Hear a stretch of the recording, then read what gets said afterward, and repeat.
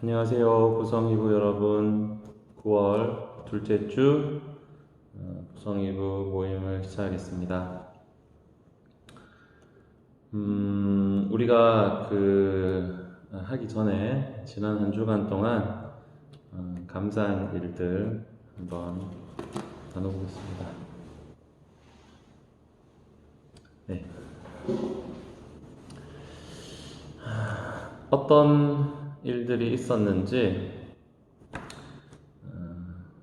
카톡을 통해서 또 나누어 주시고 함께 또 격려하고 우리가 잘 살아갔으면 좋겠어요. 가을에 부부학교를 하려고 합니다. 가을에 부부학교 하려고 하는데 그동안 작년에 목회자 교체되면서 못했고 올해 봄에 코로나 때문에 못했고 이대로 지나가면 이제 2년을 못하게 되니까요. 부부학교 해가지고 저희 또 홍보도 좀 하고 저희들끼리 다시 한번 좀 의기투합할 수 있는 시간이 되었으면 좋겠어요. 그래서 제가 요즘 또 책도 몇 권 읽으면서 네, 강의를 준비하고 있습니다.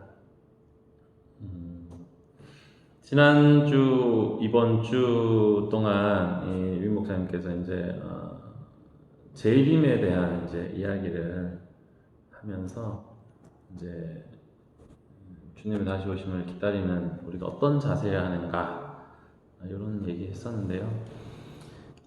중요한 것 같아요. 주님께서 다시 오신다는 그 생각을 분명히 하고 있는 사람은 오늘도 이제 똑바로 살아갈 수 있는 것이고 그런 생각을 가진 사람이 오늘을 잘 살아갈 수 있는 것이다 라고 생각이 됩니다.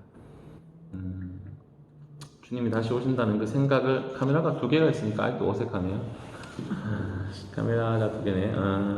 주님이 다시 오신다는 그 생각을 가지고 심판주가 오신다는 그 생각을 가지고 살아가는 것이 참으로 중요하다 이런 생각이 듭니다. 365 암송 말씀 로마서 4장 25절 말씀 함께 암송하겠습니다. 예수는 우리가 범죄한 것 때문에 내줌이 되고 또한 우리를 의롭다 하시기 위하여 살아나셨느니라 이렇게 되죠. 로마서 4장은 이제 아브라함의 예를 들면서 아브라함이 믿음으로 의롭다함을 받았다라는 것을 이야기하고 그 결론으로서 이 4장 마지막 절 4장 25절 예수는 우리를 범죄함을 위하여 내어진 것이고 또한 우리 의롭다 하기가 살아나셨느니라 아주 중요한 구절이고 우리가 암송할 만한 참으로 암송할 만한 구절입니다. 제가 암송해 볼게요. 눈 감고 예수는 우리의 범죄한 것 때문에 내줌이 되고 또한 우리를 의롭다 하기 위하여 살아나셨느니라. 네, 우리 공부하는 것은 이제 부부 공부, 또 이제 성경 개론을 이 코로나 시간 쉬는 타임에 그냥 한꺼번에 다 몰아서 하려고 합니다. 그래서 오늘 일단은 열왕기서 두 번째 시간인데요. 열왕기서는 이제 다윗의 죽음으로부터 이스라엘 왕국의 멸망까지를 다루고 있습니다. 그것에서 우리가 지난 시간에는 이제 북왕국이 멸망하는 것까지 했죠. 근데 이제 아수르가 북왕국을 멸망시켰는데 이제 이방 출신 사람들과 이스라엘 사람들을 사마리아에 정착을 시켰습니다. 그래가지고 어떤 사람들은 그 이제 이스라엘 종교를 따르기도 하고 뭐 그렇기도 하면서 서로 이제 혼합 종교를 가진 이 사마리아 백성이 생겨났죠. 이 열왕기하 17장에 따르면은 여호와를 경외하고 또 우상도 섬겼다 이런 식입니다. 약간 혼합적인 그런 종교의 방식으로 살아가는 거죠. 다윗이 이제 제국이 이제 분리가 되면서 암몬이나 에돔이나 모압 같은 나라들은 이 다윗에게서 벗어나고자 계속해서 노력을 했고, 시리아, 즉 성경에서는 아람이죠. 아람은 늘 이제 이스라엘을 바로 옆에 있었기 때문에 공격하기 위한 그런 마인드를 갖고 있었습니다. 이제는 이제 북왕국이 멸망하면서 이제 주변 나라들이, 이제 약소국들이 힘을 얻어가지고 이게 막 설치는 그런 시대가 되었고요. 유다 국가의 삶은, 이 유다 국가는 북쪽하고는 달리 이 남유다는 다윗 왕조, 그리고 이제 성전이 있기 때문에 이 내부적으로는 안정적인 그런 마인드가 있었습니다. 그래가지고 다윗 왕을 택하고 시온을 택했다는 것은 예배 때마다 상기되어지고 예배 때마다 알려지게 되는 거죠. 그러면서 새로운 왕이 등극할 때도 이게 이스라엘에게 있어서 새로운 왕은 그런 의미예요. 하나님을 대신해 가지고 이 백성들을 축복하고 백성들을 중보하고 그런 역할이 이제 이스라엘 왕의 역할이 됩니다. 이제 시편에 이제 나타난 왕의 모습들이 그러한 왕의 통치를 기대하는 거죠. 이스라엘 백성들이 기대하는 겁니다. 하나님의 그 도우심, 다윗의 왕가를 통해서 그것을 이루실 것에 대한 기대감을 가지고 백성들이 이제 막 기대하고 그렇게 했던 것이죠. 이러한 이제 희망은 가지고 있지만 서로가 지니는 그런 약속들은 점점 더 잊혀져 가고, 하나님께서 다윗 왕조가 영원할 것이라 약속한 것이 변질이 돼가지고 우리는 무조건 안전하다, 하나님이 지켜주시니까 무조건 안전하다, 이렇게 이제 거짓된 안전의식으로 가게 됩니다. 그래서 예언자들이 지금 하나님의 심판을 이야기해도 그것을 받아들이지 않고 그것을 나라를 망치는 행위라고 그렇게 선동을 해나갔죠. 예레미야가 백성들의 생명을 구원하기 위해서라면 바벨론에게 항복을 해야 된다, 이렇게 말하니까 어떻게 됐습니까? 갇히고 웅덩이에 죽을 뻔했던 것이 예레미야죠. 그러니까 거짓된 안전의식, 하나님께서 시온산을 영원히 지켜주실 것이다, 이런 안전의식에 빠져가지고 이제는 예언자들이 회개를 촉구하고 심판을 외치는 그 소리를 듣지 못하는 겁니다. 그렇게 되었죠. 그리고 이제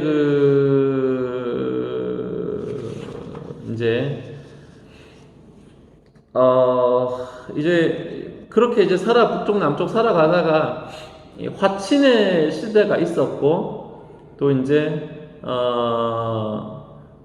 우시야 왕의 번영기도 있었지만, 이 번영의 이 뒤에는 그런 이제 사회적 불의와 착취들, 이런 어두운 면이 같이 있었다는 것 우리가 또 알아야 되겠고요. 아수르가 이제 북이스라엘을 점령할 때, 멸망시킬 때는 아수르가 그 지역의 패권자였고, 그 뒤를 이어서 바벨론이 들어서고, 바벨론에서 남유다가 멸망이 되죠. 그리고 페르시아가 들어서고, 그 다음에 그리스, 또 그 다음에 이제 셀류키드 왕조 로마가 계속해서 이스라엘을 지배하게 됩니다. 아수르 치하에서 이제 포로가 되고 주민이 교환하고 이러면서 이 바벨론에게 이제 아수르에게 충성을 다하게 되죠. 그리고 아수르 이후에 또 바벨론에 충성을 다하면서 이 사람들은 이제 우리가 옛날에 그런 것처럼 조공을 바치고 충신으로서의 예절을 다하게 되는 거죠. 그러면서 동시에 상대적으로는 조금은 자유로운, 조금은 독립적인 그런 국가의 모습을 유지할 수가 있었습니다. 그러니까 이 남유다가 북이스라엘 이후에 남유다가 살아가는 것도 사실은 이제 아수르에게 충성을 맹세했기 때문에 살 수 있는 거죠. 그래서 유다 왕 아하스는 이 아수르의 왕에게 전적으로 복종을 합니다. 복종을 하는데 이 아하스의 아들 히스기야, 이제 10번으로 넘어갔죠.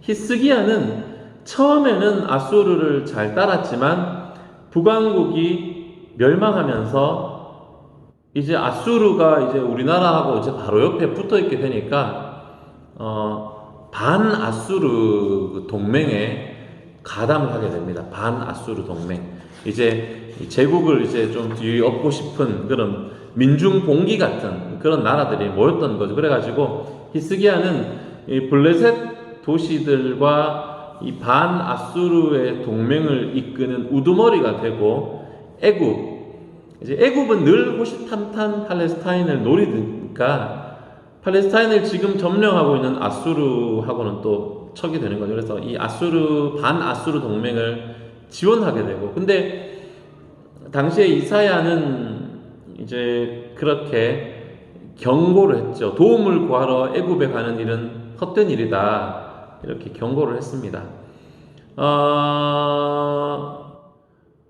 반아수르 동맹은 사네립에 의해 가지고 격파가 됩니다. 동맹을 맺은 군대들 또 그 모든 돕기 위해서 파견된 애굽도 무너지고 유다를 습격하고 예루살렘이 포위까지 되지만 무너지진 않아요. 그러면서 사내립은 물러가게 되고 히스기야가 이제 다시 아수르에게 복종을 하게 되면서 엄청 많은 조공을 지불하게 됩니다.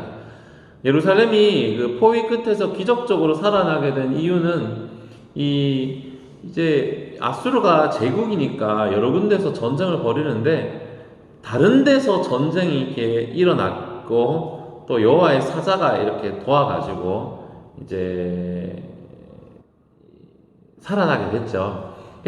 다윗 가문이 선택된 가문이고 이 영원한 이 다윗 가문의 신앙, 이 선택의 신앙, 이것을 믿는 자들은 이런 사건들을 통해서 자신의 신앙이 더욱더 확고해지고 예루살렘 성은 절대로 함락되지 않는다, 이렇게 믿음을 가졌습니다. 히스기야 다음 므낫세는 히스기야 이제가 고생을 많이 했으니까 아수르에 반대하는 일은 하지 말자, 그러면서 이 충성을 다해가지고 다른 이제 팔레스타인의 소국들도 아수르 눈치를 보고 조용히 살고 통치를 할 수 있었죠. 아하스, 히스기야, 므낫세, 아몬, 요시야에 와가지고 좀 이게 달라졌습니다. 다윗과 솔로몬 이후에 사실은 가장 위대했던 왕이라고 할까요? 가장 이제 성경에서 칭찬받는 왕이라고 할 수 있는데, 요시야는 정말 이 국제 정세 판단을 잘하고, 아수르가 이제 너무 커져가지고 제국이 광대해지니까 관리를 못하게 되는 그런 이제 지경에 이르게 됐어요. 그래가지고 이 아수르에서 조금 쇠퇴하면서 바벨론이나 그런 페르시아 이런 스키타이인들이 아수르를 조금씩 갉아먹기 시작하고, 팔레스타인에서 힘을 행사하던 아수르가 마땅치 않은 애굽이 조금씩 반아수르 세력을 지원해주면서 요시야가 이제 이런 기회를 딱 노려가지고 자기의 세력을 넓힙니다. 통치 영역을 넓히면서 사마리아 땅까지 이 큰 나라를 형성하게 되고, 하나님께서 정말 이스라엘을 새롭게 할 그 도구로 드러나게 되죠. 원래 요시야가 이 종교개혁으로 유명하거든요. 율법책을 발견해가지고 회개하고 유월절 지키고 막 다 우상을 불태우고 이런 요시야의 종교개혁이 유명합니다. 그래서 요시야가 죽었을 때는 이전에도 이후에도 이런 왕은 없다 이런 표현이 붙는 사람이 거의 없는데 붙게 되죠. 그래서 이제 영토도 확장되고 신앙적으로도 무장되고 국제 정세도 좀 되는 것 같고 이렇게 되는데 정말 세상에 돌아가는 것이 마음대로 되지가 않습니다. 반아수르 동맹 힘을 펴기 전에 아수르는 무너지고 바벨론이 이제 그 땅의 패권을 차지하고 애굽이 팽팽하게 바벨론과 맞서게 됩니다. 그 사이에서 요시야는 어떤 쪽에 했냐면 바벨론에 대항해 가지고 이 바벨론이 또 제국으로 막 먹으려 하니까 바벨론에 대항해서 아수르의 잔존 세력 애굽하고도 한통속이 됩니다. 바벨론하고는 또 반대. 애굽 바벨론에 대항해서 아수르의 잔존 세력을 애굽이 도와주고 있었는데 그것을 차단하고자 이 요시야가 갔다가 전쟁에서 사망을 하게 되죠.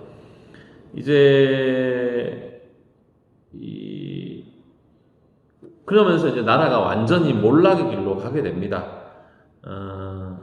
그 다음에는 왕국이 20년 정도밖에 지속이 안 되는데 이 요시야 다음에 여호야김이 이제 거기 즉위하게 됐죠.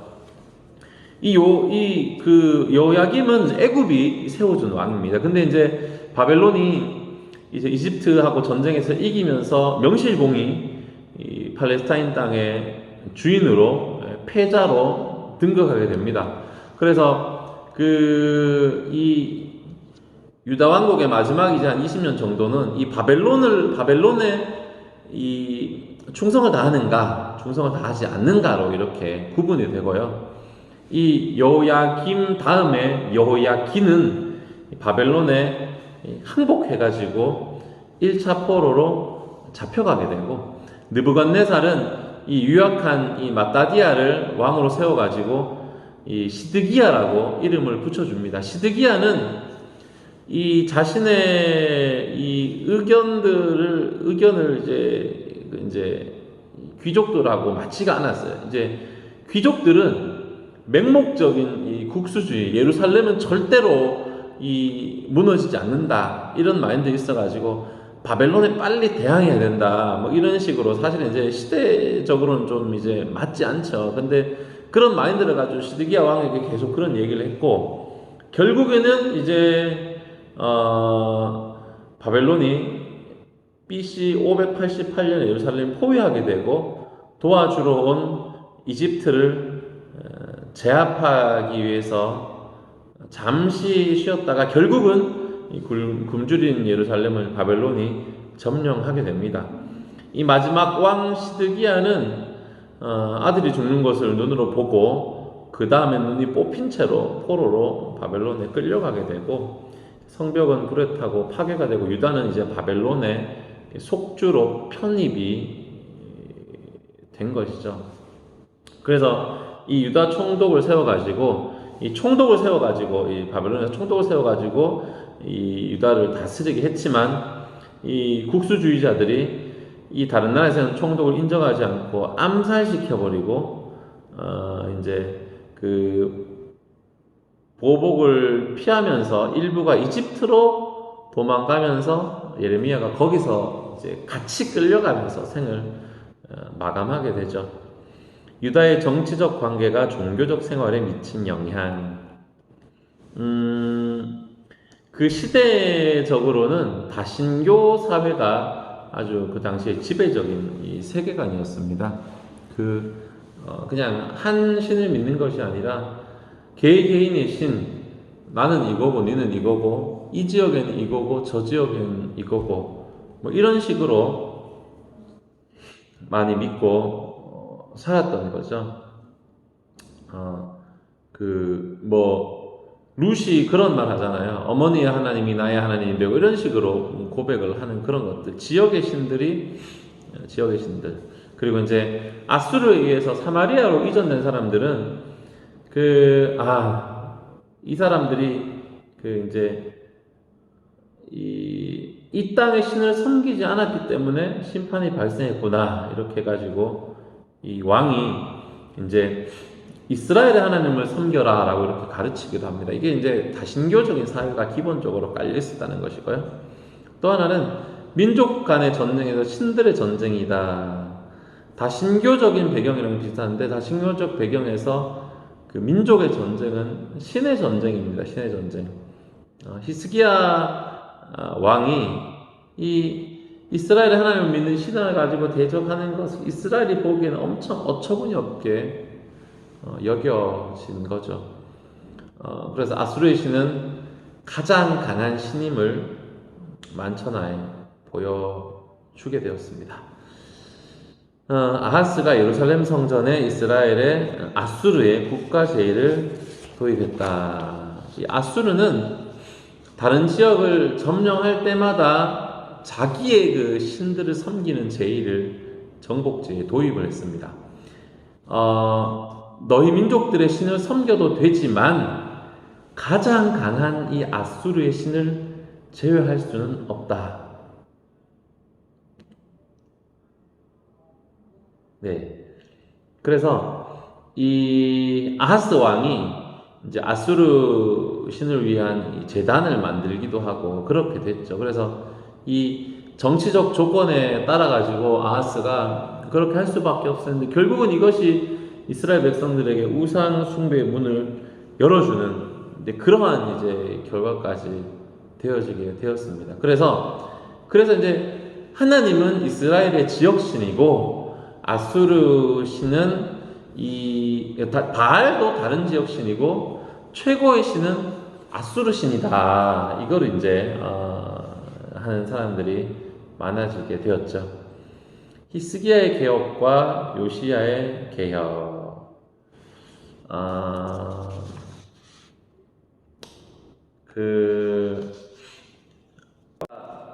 이제 좀 전에 제가 아하스 말씀드렸죠. 아하스 때문에 우상 숭배가 생겼다. 아하스 다음에 히스기야가 생기고, 므낫세 악한 왕 다음에 요시야가 서고, 이 아수르의 패권으로부터 독립하고자 하는 노력들, 유다 땅에서 아수르의 제의를 다 제해버리자. 므낫세는 아하스처럼 이제 종속적인 태도를 취하고 다시 이제 아하스 국가 제의를 도입하고, 이 강대국의 종교적인 그런 의미에서 방임적인 의미를 했는데, 이 요시야 왕이 국제 정세 혼란스러운 틈을 타가지고 이스라엘 백성의 종교를 근본적으로 개혁을 시킵니다. 그래가지고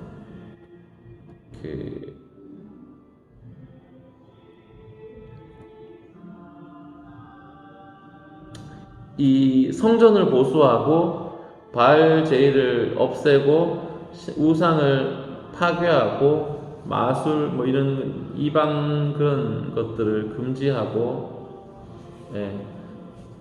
그런 것을 이제 예루살렘을 하게 되는 거예요. 성전을 보수하면서 율법책을 발견하게 됩니다. 어깨가 아프네. 그래서 더욱더 힘을 얻어가지고 그렇게 됐죠. 하나님의 세계 통치에 대한 의심. 요시야의 종교개혁이 요시야가 갑자기 젊은 날에 좀 전쟁터에서 요절해가지고 중단이 되었습니다. 사실은 요시야 때 다윗과 솔로몬 시대 이후로 거의 최고의 정치적 종교적인 전성기를 이게 준비됐는데, 요시야가 죽음으로써 실질적으로 나라가 끝이 났다고 보는 것이고, 나머지 20년 동안은 그냥 겨우겨우 그냥 남들이 세워준 왕들 이렇게 하다가 이렇게 망하게 됐죠. 요시야 이후에 급작스럽게 이스라엘이 멸망하게 되면 사람들은 이 질문하고 의심하는, 하나님이 정말 세계를 통치하신 것에 대한 의심이 계속 드는 것인데, 예언자들이 이제 그 질문에 답을 하는 겁니다. 아수르와 바벨론 신이 세계를 장악하고 있지만 하나님에게서 승리한 것은 아니다. 예언자의 가르침에 따르면은 이 아수르든 바벨론이든 하나님이 이스라엘을 심판하기 위한 도구로 사용한 것이다. 완전히 이스라엘을 버리지는 않으셨다. 이렇게 예언자들이 진술하는 겁니다. 우리가 예언자들의 그것을 보면은 너희들 속에 내 영을 줘가지고 내 말씀을 따르게 하고 나는 내 하나님의 거고 너는 내 백성이 되 이런 말씀들, 희망의 말씀들을 알려주는 것이죠. 마무리입니다. 열왕기 상하는 바벨론에서 포로 생활을 하게 만든 이스라엘 백성들의 반복적인 죄를 경고하기 위해서 기록된 책이죠. 여호와 하나님만이 참 하나님이다. 다른 신은 있을 수가 없다. 이렇게 이야기하고 있습니다.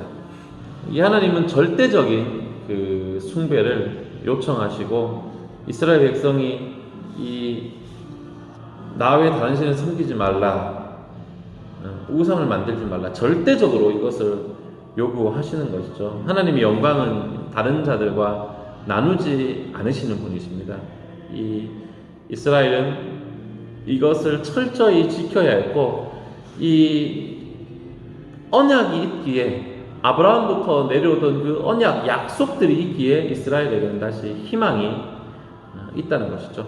또 하나는 하나님께서 예언자들을 통해서, 율법과 선지자들을 통해서 하나님을 계시하신다는 것이고, 하나님 백성은 순종해야 될 책임이 있다는 것과, 하나님이 오래 참으시는 분이시지만 반드시 분명히 언약에 충실하지 못한 백성은 징벌하신다라는 것을 우리가 기억해야 하겠습니다. 그러나 다른 신에게 예배드리는 것을 용납할 수 없고, 말씀을 순종했을 때 이제 언약이 이루어진다는 것인데, 열왕기 하의 마지막은 이 끌려간 시드기야가 이 옥에서 풀려나면서 이제 그 땅에서 이제 잘 먹고 잘 살았다는 건 아니고요.